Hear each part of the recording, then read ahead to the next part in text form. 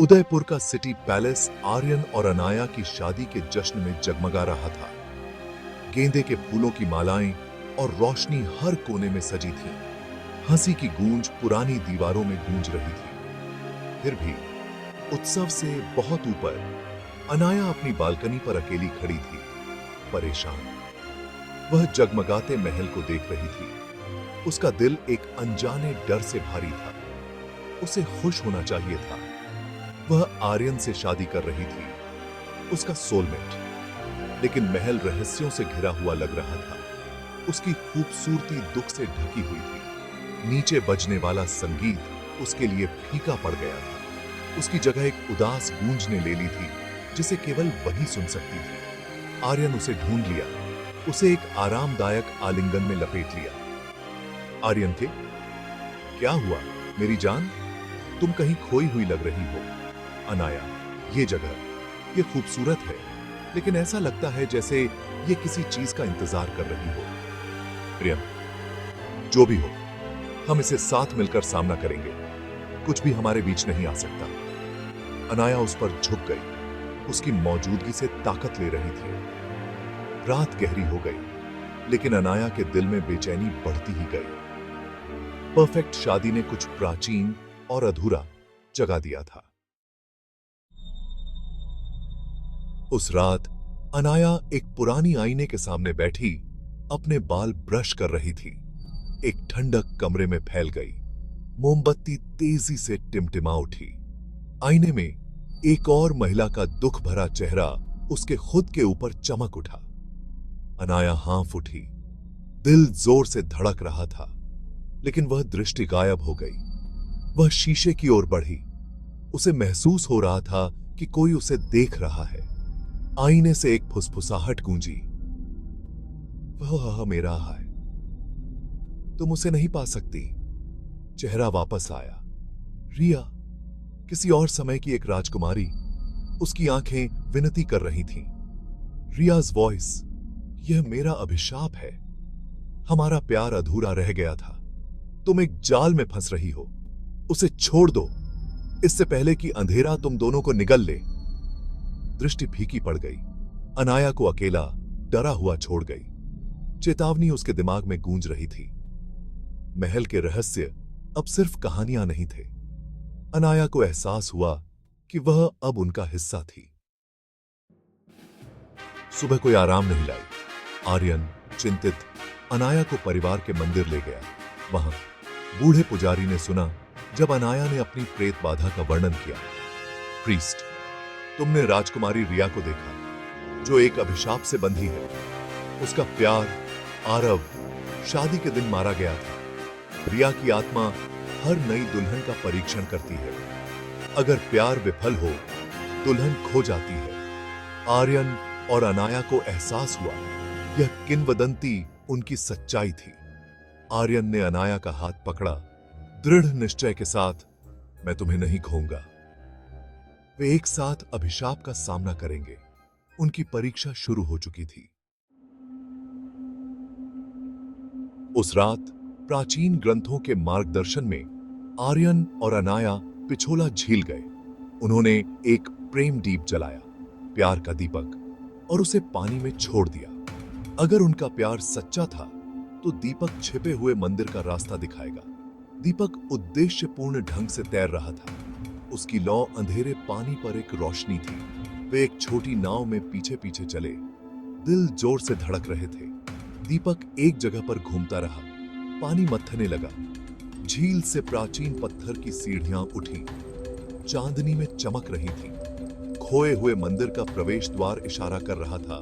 प्रेम दीप उसके दहलीज पर चल रहा था। आर्यन और अनाया ने दृढ़ संकल्प के साथ एक दूसरे को देखा। साथ मिलकर वे अज्ञात में उतर गए। झील उनके पीछे बंद हो गई। उनकी नियति को सील कर दिया। असली परीक्षा नीचे इंतजार कर रही थी। अंदर मशालें जल उठी। रिया और आरव के दुखद प्रेम के भित्ति चित्रों को रोशन कर रही थी। अनाया ने एक पेंटिंग को छुआ। उसकी यादें उमड़ पड़ी। वह रिया भी थी, दूसरे जीवन में। भित्ति चित्रों ने प्यार, विश्वासघात और अभिशाप के क्रूर जन्म की कहानी बताई। आर्यन ने उसे गले लगाया, अतीत से उनके संबंध को समझते हुए।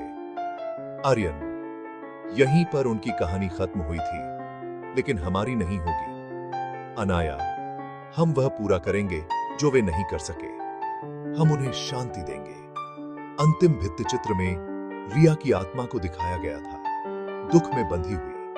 अनाया ने अपने आंसू पोंछे, दृढ़ संकल्प और मजबूत हो गया। अतीत को समापन की आवश्यकता थी। उनका प्यार चाबी होगा। मंदिर का दिल उनके साहस का इंतजार कर रहा था। कक्ष के केंद्र में एक पत्थर की वेदी और एक बिना जला हुआ अग्नि कुंड इंतजार कर रहा था। अंतिम परीक्षा, पवित्र अग्नि से गुजरना, अपने प्यार की पवित्रता को साबित करना। आर्यन, हमें यह करने की जरूरत नहीं है। अनाया, हमें करना होगा।